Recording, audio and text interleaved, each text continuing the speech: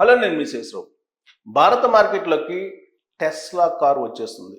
April కల్లా రోడ్ల మీద రై రై అంటూ తిరగబోతోంది. 2021 నుంచి ఎలాన్ మస్క్ చేసినటువంటి ప్రయత్నం ఎట్టకేలకు 2025 నాటికి నెరవేరింది. ఇటీవల కాలంలో నరేంద్ర మోడీ గారు అమెరికా వెళ్ళారు. ఆ సందర్భంగా వాషింగ్టన్లో వైట్ హౌస్లో అమెరికా అధ్యక్షుడు ట్రంప్ను కలిసేదానికి ముందు రోజు ఎలాన్ మస్క్ని నరేంద్ర మోడీ గారు కలిశారు.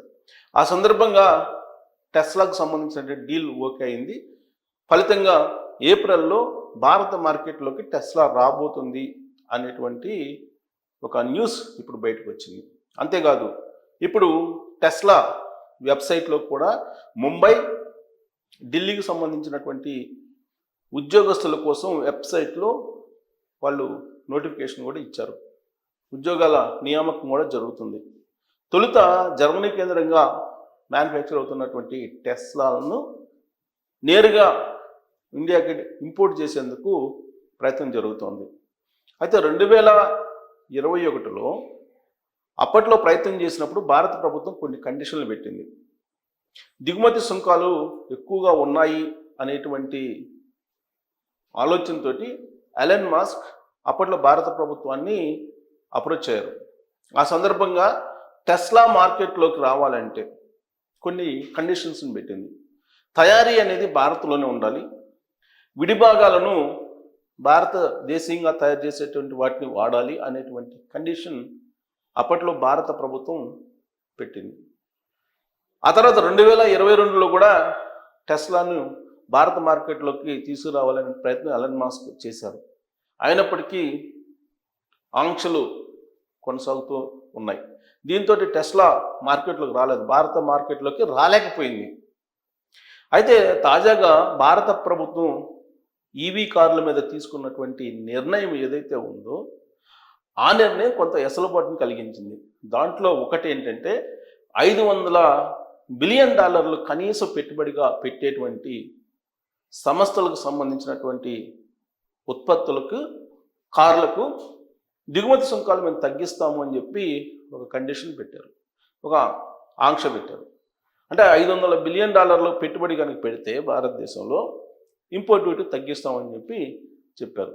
అయినప్పటికీ టెస్లా భారత మార్కెట్లోకి రావడానికి ధైర్యం చేయలేదు.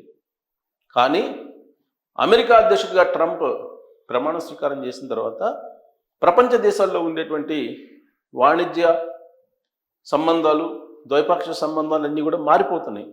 ప్రత్యేకించి వాణిజ్య సంబంధాలు, వాణిజ్యానికి సంబంధించినటువంటి, వ్యాపారానికి సంబంధించినటువంటి ఒక యుద్ధమే ప్రారంభమైంది ఇప్పుడు ప్రపంచవ్యాప్తంగా ఆయా దేశాల మధ్య. దాంట్లో భాగంగానే ట్రంప్ చాలా క్లియర్గా చెప్పారు నరేంద్ర మోడీ గారికి, మీరు ఎన్ని సుంకాలు, ఎంత సుంకాలు వేస్తారో అమెరికా కూడా దిగుమతుల మీద అంతే సుంకాలు విధిస్తుంది అని చెప్పి క్లియర్గా చెప్పడం జరిగింది.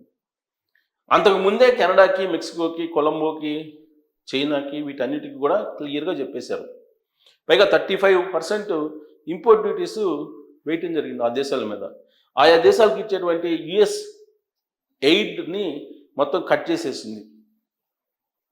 అలాగే డిపార్ట్మెంట్ ఆఫ్ ఎఫిషియన్సీ డోజ్ని ప్రయోగించిన అమెరికా ఆ డోజ్ ఏం చేస్తుందంటే ఇతర దేశాలకు ఇచ్చేటువంటి సహాయాన్ని నిలిపివేస్తుంది. దేశీయంగా ఉండేటువంటి ఉద్యోగస్తులను తొలగించేటువంటి కార్యక్రమాన్ని చేపడుతుంది. దానికి ఎలాన్ మస్క్ మొత్తం నాయకత్వం వహిస్తున్నారు. ఆయన ఇచ్చేటువంటి సూచనలు, సలహాల మేరకే మొత్తం నడుస్తుంది. ఆ క్రమంలో ఎలాన్ మస్క్, నరేంద్ర మోడీ గారి మధ్య ఒక భేటీ జరిగింది. ఈ భేటీలో ఇచ్చిపుచ్చుకునేటువంటి ఒక సంబంధాలు, లేదంటే ఇచ్చిపుచ్చుకునేటువంటి ధోరణిలో మాటలు జరిగాయి. ఆ భేటీ ఫలించింది కాబట్టి టెస్లా భారత్ మార్కెట్లోకి వస్తుంది అని చెప్పి ఇప్పుడు అందరూ భావిస్తూ ఉన్నారు.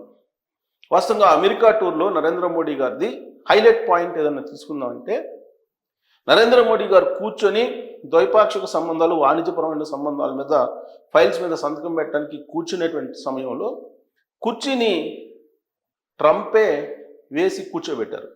ఆ తర్వాత సంతకం చేశారు. బహుశా టెస్లా లాంటి కంపెనీలు భారతదేశానికి అనుమతిస్తూ చేసినటువంటి సంతకం ఏమో అది.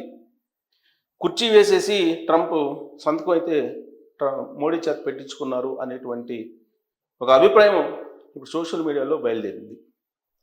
టెస్లా ప్రాథమికంగా అసలు ఎలాంటి ఫీచర్లతో వస్తుంది, ఎలాంటి కార్లకి కాంపిటీషన్ ఇవ్వబోతుంది అనేది ఇప్పుడు ఒక పెద్ద చర్చ ఆటోమొబైల్ రంగంలో జరుగుతుంది. ఎందుకంటే ఆటోమొబైల్ రంగంలో ఎలన్ మస్క్కి సంబంధించిన టెస్లా ప్రపంచవ్యాప్తంగా ప్రత్యేకమైన గుర్తింపు పడినటువంటి సంస్థ. ఆ సంస్థ తయారు చేసేటువంటి కార్లతోటి, వాహనాలతోటి పోటీ పడడం అనేది అంత ఈజీ కాదు. దేశీయంగా ఉండేటువంటి ఆటోమొబైల్ కంపెనీలు ఇప్పుడు టెస్లా వస్తే నెక్స్ట్ ఏంటి అనే దాని మీద కూడా కొంత స్టడీ చేస్తున్నారు. స్టాక్ మార్కెట్లో దేశీయంగా ఉండేటువంటి కార్ల కంపెనీలకు సంబంధించినటువంటి షేర్ వాల్యూ తగ్గిపోయింది, నష్టాలతో నడుస్తూ ఉన్నాయి. ఇంకా టెస్లా డైరెక్ట్గా మార్కెట్లోకి వచ్చిన తర్వాత వాటి పరిస్థితి ఏంటి అనుకుంటున్నటువంటి సమయంలో మహీంద్రా కంపెనీకి సంబంధించినటువంటి ఆనంద్ మహీంద్రా గారు స్పందించారు సోషల్ మీడియా వేదికగా తీసుకుని. ఇప్పుడు కూడా సోషల్ మీడియా వేదికగా ఆయన చాలా యాక్టివ్గా కూడా ఉంటూ ఉంటారు. గతంలో కూడా సంస్కరణలు వస్తున్నాయి, ఆ సంస్కరణలు వస్తే కనుక మొత్తం విదేశీ ఉత్పత్తులు వస్తే అప్పుడు దేశీయంగా ఉండేటువంటి ఆటోమొబైల్ మార్కెట్ ఏమవుతుంది అనేటువంటి ఆందోళన వ్యక్తం చేశారు. కానీ సుజుకి లాంటి కంపెనీలతోటి పోటీ పడ్డాము, టాటా, సుజుకి ఇలాంటి వాటితోటి, ఇలాంటి కంపెనీలు దేశీయంగా ఉండే కంపెనీ పోటీ పడింది. సో కాబట్టి ఇప్పుడు కూడా టెస్లా తోటి పోటీ పడటానికి మాకేం అభ్యంతరం లేదు. దేశీయంగా తయారయ్యేటువంటి కార్ల కంపెనీలకు ఉండేటువంటి టెక్నాలజీ ప్రత్యేకంగా ఉంటుంది కాబట్టి టెస్లా కాంపిటీషన్ కాదని చెప్తుంది. భారత మార్కెట్లో ఇప్పుడు మనం అబ్జర్వ్ చేస్తే 10 నుంచి 25 లక్షల రూపాయల మధ్యలో ఉండేటువంటి కార్లు ఎక్కువగా ఈవీ కార్లు ఉన్నాయి. ఈ మధ్యకాలంలో అన్ని ఎలక్ట్రిక్ కార్లే వస్తున్నాయి, హైబ్రిడ్ కార్లు వస్తున్నాయి. రాబోయేటువంటి రోజుల్లో మొత్తం గ్రీన్ ఎనర్జీ ఎలక్ట్రిక్ కార్లు మాత్రమే ఉండేటువంటి అవకాశం ఉంది. అందుకే ఇప్పుడు ఈవీ మార్కెట్లో కాంపిటీషన్ నెలకొంది. ప్రస్తుతం భారీగా రాయితీలు ఇస్తుంది కేంద్ర ప్రభుత్వం. ఆ రాయితీలని ఇప్పుడు టెస్లాకు కూడా ఇస్తారా అనేది కూడా ఒక పెద్ద చర్చ జరుగుతుంది ఇప్పుడు భారతదేశంలో. సో రాయితీలు ఇస్తున్నాయి, ఈవీలకు సంబంధించిన వాహనాలు భారీగా విక్రయాలు జరుగుతున్నాయి. ఇలాంటి పరిస్థితుల్లో టెస్లా మార్కెట్లోకి వస్తే దేశీయంగా ఉండేటువంటి కంపెనీలు తయారు చేసిన వాహనాల విక్రయాల పరిస్థితి ఏంటి అనే దాని మీద చర్చ జరుగుతున్నటువంటి క్రమంలో ఆనంద్ మహీంద్రా చాలా క్లియర్గా ఒక స్పష్టతనిచ్చారు. 1991లో సంస్కరణలు వచ్చినప్పుడు కూడా ఇలాంటి కామెంట్స్ వచ్చాయి. వాటిని ధీటుగా దేశీయ ఆటోమొబైల్ కంపెనీలు ఎదుర్కొన్నాయి. ఇప్పుడు కూడా అదే తరహాలో ఎదుర్కొంటామని చెప్తున్నారు. సో ఇప్పుడు టెస్లా భారత మార్కెట్లోకి రావడం ఖాయమైపోయింది. ఏప్రిల్లో రాబోతుంది. దానికి సంబంధించినటువంటి డీలర్ని అలాగే కొంతమంది ఉద్యోగస్తుల్ని నియామకం చేసుకుంటుంది. అయితే 2022లో ఫస్ట్ మాకు విక్రయాలు చేసుకునేటువంటి అవకాశం ఇవ్వండి, సర్వీస్ చేసుకునేటువంటి అవకాశం ఇవ్వండి, దేశీయంగా టెస్లా వాహనాలకు ఉండేటువంటి డిమాండ్ని బేస్ చేసుకుని నెక్స్ట్ స్టెప్కి వెళ్తామని చెప్పి అప్పట్లో టెస్లా అధినేత ఎలన్ మస్క్ చెప్పినటువంటి మాట. కానీ ఇప్పుడు ఎలాంటి షరతులు లేకుండా ఇప్పుడు భారత మార్కెట్లోకి డైరెక్ట్గా టెస్లా ఎంటర్ అవుతుంది. హార్లీ డేవిడ్సన్ విషయంలో కూడా ఇలాంటి పన్నుల విషయంలో కొంత చర్చ నడిచింది.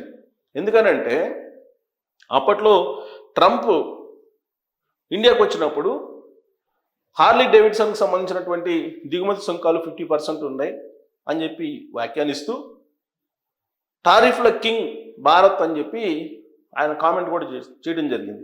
ఎలన్ మస్క్ కూడా ఇలాంటి అభిప్రాయం ఉంది భారత్ మీద. టారిఫ్లను ప్రపంచవ్యాప్తంగా దిగుమతి సుంకాలను విధించేటువంటి దేశం ఏదైనా ఉందంటే అది భారతదేశం అనేటువంటి ఒక అభిప్రాయం అమెరికా అధ్యక్షుడు ట్రంప్లో ఉంది, అలాగే ఎలన్ మస్క్లో కూడా ఉంది. ఆ అభిప్రాయం నుంచి కొంత పక్కకు తొలుగుతూ హార్లీ డేవిడ్సన్ కానీ లేదంటే టెస్లాకి కానీ దిగుమతి సుంకాలని తగ్గించేటువంటి ప్రయత్నం ఇప్పుడు భారత ప్రభుత్వం చేయబోతుంది. దాంతో అమెరికా అధ్యక్షుడు ట్రంప్ కూడా కొంత సంతృప్తి చెంది భారత్కు సంబంధించినటువంటి ఎగుమతులు అంటే అక్కడ దిగుమతి చేసుకునేటువంటి వాటి మీద సుంకాలు కొంచెం ధర్మబద్ధంగా ఉండేలాగా చూస్తారనేటువంటి ఒక ఒపీనియన్ నరేంద్ర మోడీ గారికి ఉంది. సో అప్పటికే హార్లీ డేవిడ్సన్కి సంబంధించి 10 నుంచి 20% వరకు వివిధ రకాల మోడల్స్కి తగ్గించారు. కొన్నిటికి 30% కూడా తగ్గించారు. ఇంపోర్ట్ డ్యూటీ 50% ఉన్నటువంటి దిగుమతి సుంకాన్ని 10 నుంచి 30% వరకు కూడా తగ్గించారు. ఇప్పుడు టెస్లా కార్లకు కూడా దేశీయంగా విక్రయాలు చేసుకోవడానికి వెసులుబాటు కల్పిస్తున్నటువంటి క్రమంలో టెస్లా భారత మార్కెట్లోకి రాబోతుంది. దీనికి కారణం ఇటీవల మోడీ పర్యటన, అమెరికా పర్యటనే కారణం అని చెప్పి భావిస్తూ ఉన్నారు. సో అమెరికా పర్యటన మోడీది టెస్లా కార్లకు సంబంధించా, లేదంటే అమెరికాకి బెనిఫిట్స్ కలిగించేలాగా కనిపిస్తుందా, లేదంటే వైస్ వర్సా భారత్కు కూడా ఆ టూరు లాభదాయకంగా మారబోతుందా, ఏం కాబోతుంది టెస్లా మార్కెట్లోకి వస్తే అనే దాని మీద కామెంట్ రూపంలో మీ అభిప్రాయం తెలియజేయచ్చు. Thank you very much.